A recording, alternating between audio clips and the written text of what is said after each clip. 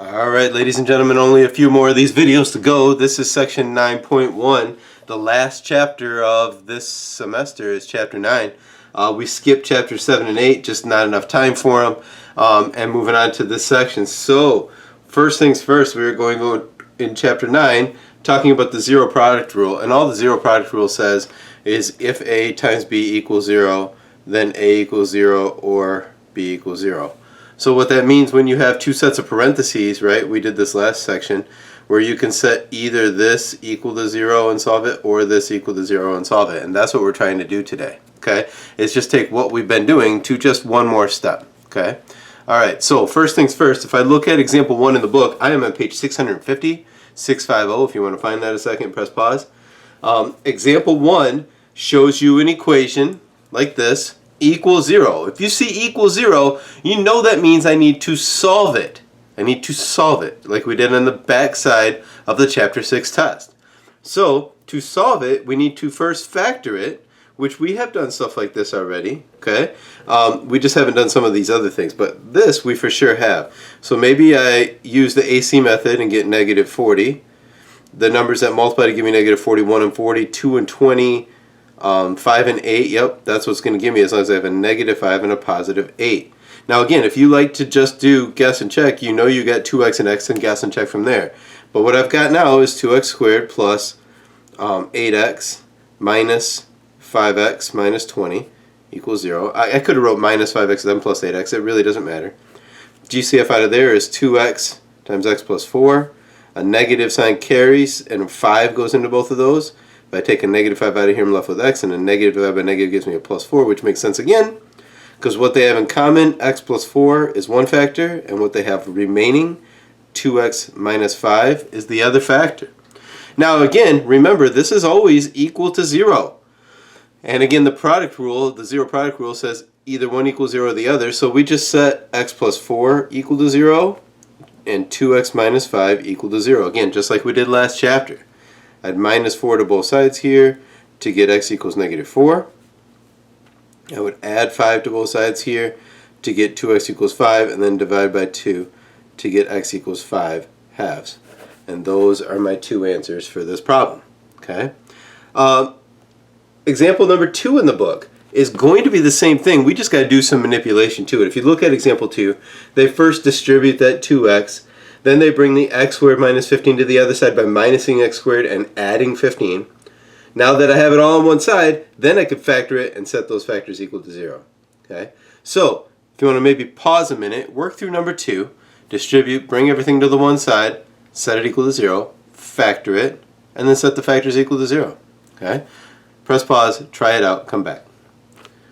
Alright, so distribute first, of course, y squared minus y equals 2y plus 10. I've got this y squared here. I don't want a negative y squared. We've said that before. So let's just bring all of this stuff over here. So I'm going to minus 2y from here. I'm going to minus 10, well, from there, but nothing really combines there. This side I'm going to get 0. Here, I get y squared minus 3y, because that's what I get when I combine those two. And then minus 10, because, well, I can't combine a 10 to a y, right? And then, well, these are the simple ones, right? Y and y, the factors of 10, 1 and 10, 2 and 5, okay. 2 and 5 will give me negative 3 as long as 2 is positive and 5 is negative. Still set equal to 0. And now again, just set each of those equal to 0. So I have minus 2 to both sides to get negative 2 here. I would add 5 to both sides to get 5 here. And there you be. Okay? Alright, so let's get down to example 3. So I'm on page 651.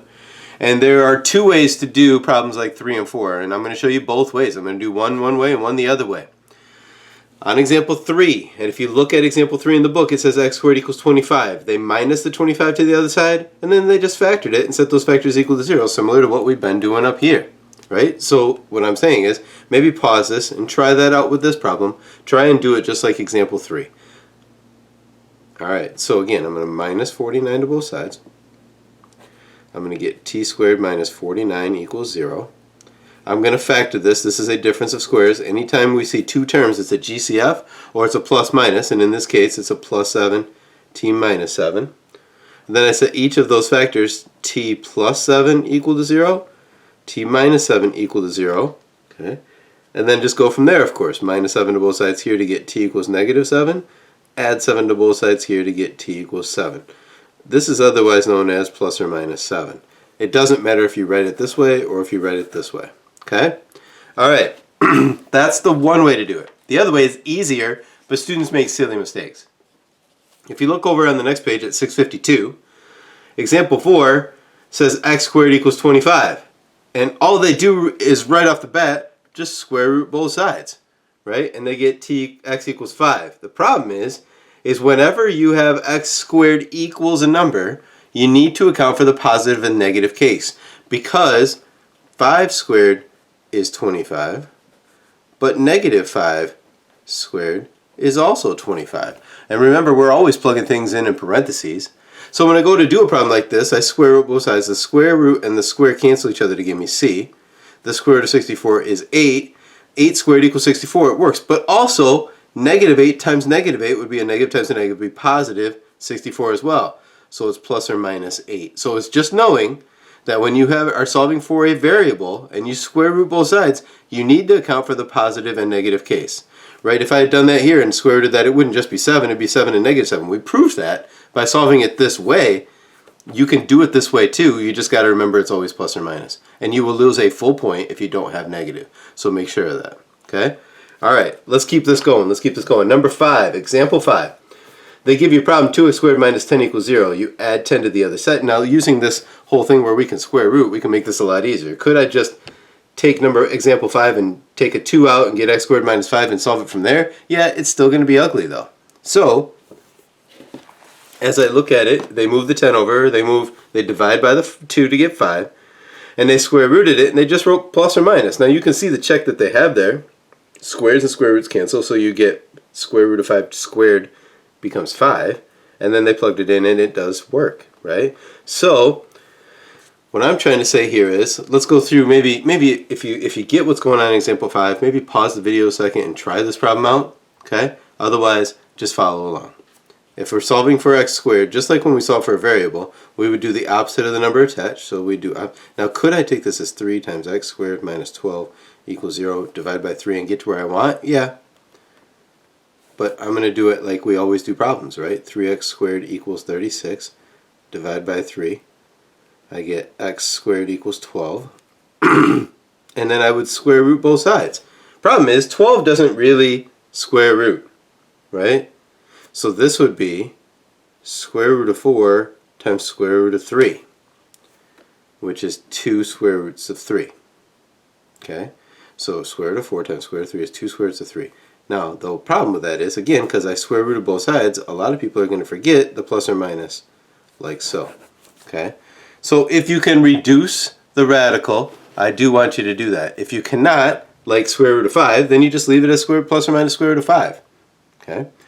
Alright, so there's that. It's a little more difficult than the previous problems, of course. And the next one is probably one step further than that. So the first thing when I'm going to solve a problem like this, excuse me, if you look at example 6, is to square root both sides. And that's what they did. They have t minus 4 squared equals 12, and then also they have t minus 4 equals plus or minus square root of 12. They square rooted both sides. The square and square root cancel on the left side, and then you get plus or minus square root of 12 on that side. Now they, again, reduce that to 2 square roots of 3, like we did, right? But then they also said, okay, now I have to add the 4 to the other side, so it would be like 4 plus or minus 2 square roots of 3. And they plug it in, and it gets really ugly, and it's not something you really even want to do, to be honest. But it does work. So when I look at a problem like this, the first thing I'm going to do is get rid of that squared. And the opposite of squaring something is to square root it. So those cancel, and I get p plus 3 equals. Now again, I have a variable here, and I square rooted both sides. So this is plus or minus the square root of 8. Okay, and the square root of 8, I'm here to tell you, is square root of 4 times square root of 2. So it's 2 square roots of 2. Okay, if you just leave it as square root of 8, I'm going to take a half point off. You can reduce these. And then how do I solve this for p? I would just minus 3 to both sides. So I don't care if you write this as plus or minus 2 square roots of 2 minus 3, or how I would write it is negative 3 plus or minus 2 square roots of 2. Okay, and either of those answers is correct. Okay, it's just a matter of how you want to write it. And literally, you have it, just minus 3 becomes this. That's good enough. Okay. Alright, so the last one is crazy easy. If you look at example 7, it says y squared equals negative 4. You are never going to square something and get a negative number, right? Like 2 times 2 is 4. Negative 2 times negative 2 is also 4. You're never going to get a negative number. That's why it has no real valued solution. For those of you who took Algebra 2, you remember we talked about I for imaginary numbers when it deals with this. And so the answer for example 7 would technically be plus or minus 2i. We are not doing I in this semester of this college algebra class. So don't let that freak you out. Just say no solution. Like for instance, if you get z squared equals negative 9, like the skill practice problem says, and you square root both sides, and you plug in square root of negative 9 in your calculator, it's going to say undefined or domain error or something like that. That means no solution. Or this funky little symbol, if you remember, that also means no solution, okay, or null set, okay. Now, with that being said, any negative number over here, right, if it was z squared equals negative 6, you couldn't do that either because you're never going to get squared and get a negative. So any negative number over here is going to give us a no solution, okay. I'm definitely not above putting that on a quiz or a test, okay. Your homework from this section is page 654, sorry, you can't see that, to 655, number 5, 7, 21 through 29 odd, 33, and then 47 through 53 odd. Shouldn't take you that long. Kind of a short assignment, kind of a short section altogether. There will be a short quiz on this tomorrow as usual, and then one more after that, and then we're done with the homework quizzes already. Then we'll have the test, and then it'll be just prepping for the reading exam and the exam. More on that to come. We'll talk about that in class hopefully today or on Tuesday because you do have a test on this Thursday and next Thursday, by the way. But we're coming down to it, guys. 2 more weeks left. That's it. Have a good weekend. Talk to you later.